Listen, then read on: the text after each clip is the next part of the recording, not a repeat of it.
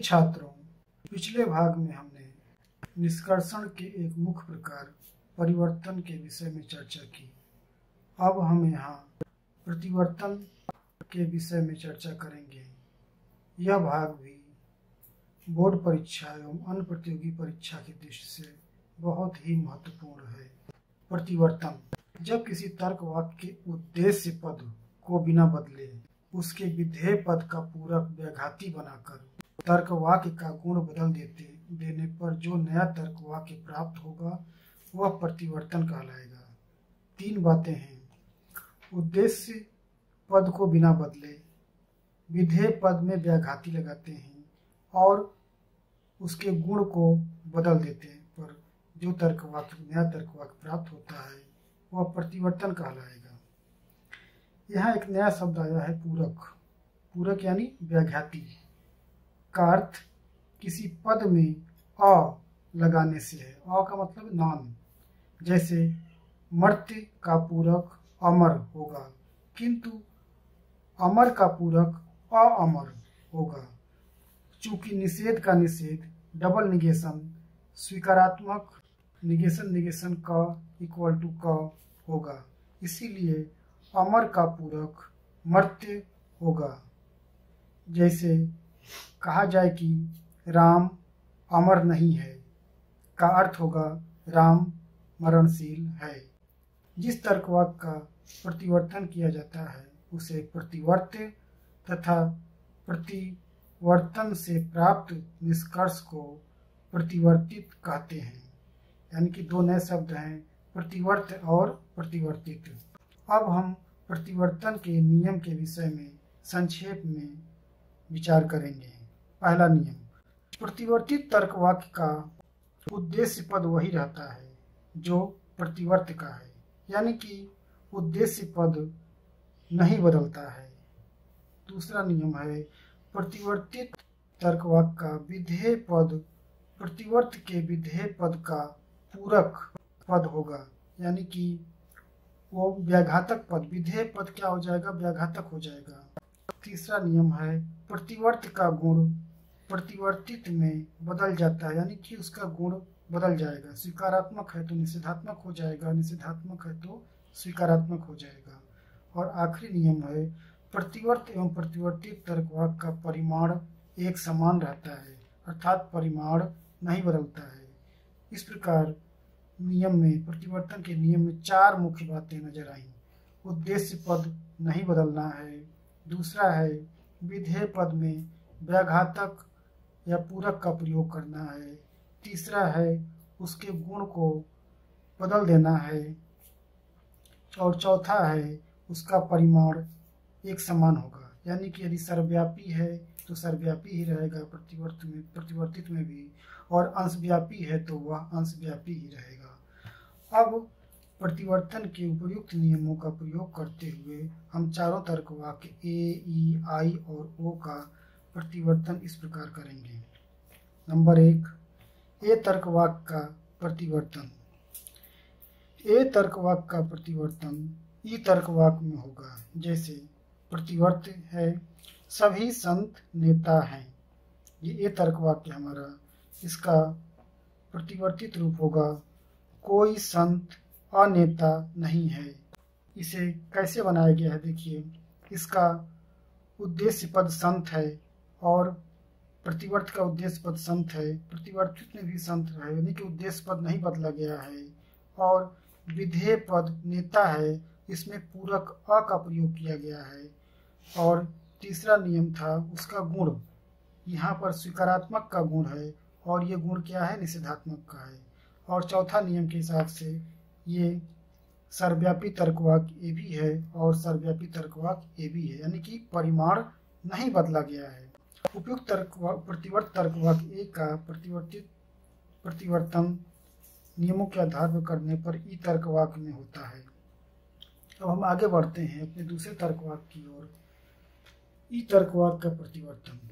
ई तर्कवाक्य का प्रतिवर्तन ई तर्कवाक्य में होता है।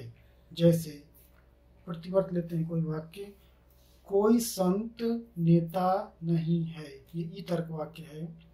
इसका प्रतिवर्तित रूप होगा सभी संत अनेता हैं, यानी कि ई का परिवर्तन ए तर्क वाक्य में हुआ है। जैसे देखिए यहाँ पर उद्देश्य पद क्या है, हमारा संत है, जो कि प्रतिवर्तित में भी वही रखा गया है, बदला नहीं गया है।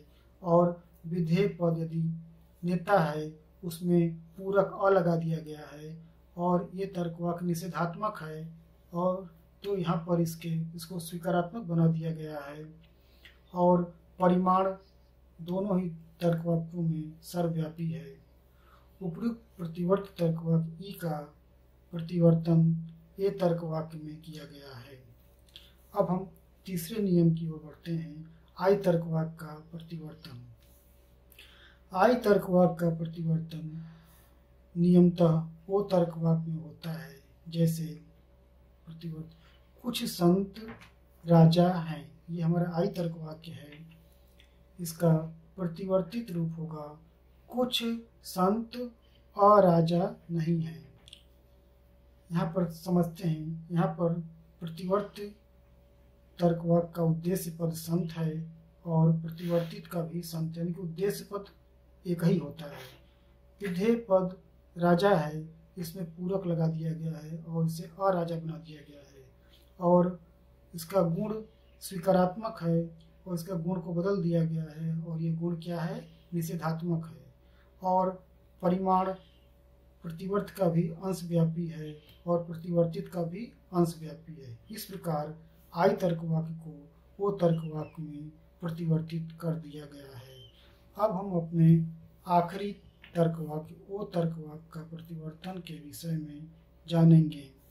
ओ तर्क वाक्य का प्रतिवर्तन नियमतः आई तर्क वाक्य में होता है। जैसे कुछ संत राजा नहीं हैं, ये हमारा ओ तर्क वाक्य है। इसका प्रतिवर्तित रूप प्राप्त करना है कुछ संत अराजा हैं, ये हमारा आई तर्क वाक्य प्राप्त होता है। इसको एक बार फिर से समझते हैं। यहाँ पर हमारा प्रतिवर्त का उद्देश्य पद संत है और प्रतिवर्तित में भी वही बिना बदले हुए संत ही रखा गया है। और विधेय पद राजा है, जिसमें पूरक लगाकर या व्याघातक लगाकर अराजा बना दिया गया है। और इसका गुण निषेधात्मक था प्रतिवर्त का, और प्रतिवर्तित का गुण को स्वीकारात्मक बना दिया गया है। और परिमाण अंशव्यापी प्रतिवर्त का भी है और प्रतिवर्तित का भी परिमाणक अंशव्यापी ही है। इस प्रकार संक्षेप में ए तर्क वाक्य का प्रतिवर्तन ई तर्क वाक्य में होता है और ई तर्क वाक्य का प्रतिवर्तन ए तर्क वाक्य में होता है। इसी प्रकार आई तर्क वाक्य का प्रतिवर्तन ओ तर्क वाक्य में होता है और अंत में ओ तर्क वाक्य का प्रतिवर्तन आई तर्क वाक्य में होता है। अब हम और भी संक्षेप में प्रतिवर्तन के विषय में एक बार पुनः समरी जानकारी प्राप्त कर लें। संक्षेप में प्रतिवर्त क्या है, हमारा ए तर्क वाक्य है, सभी छात्र नेता हैं। इसका प्रतिवर्तित ई तर्क वाक्य में हुआ है कोई छात्र अनेता नहीं है। इसी प्रकार ई तर्क वाक्य देखिए, कोई छात्र नेता नहीं है। इसका प्रतिवर्तित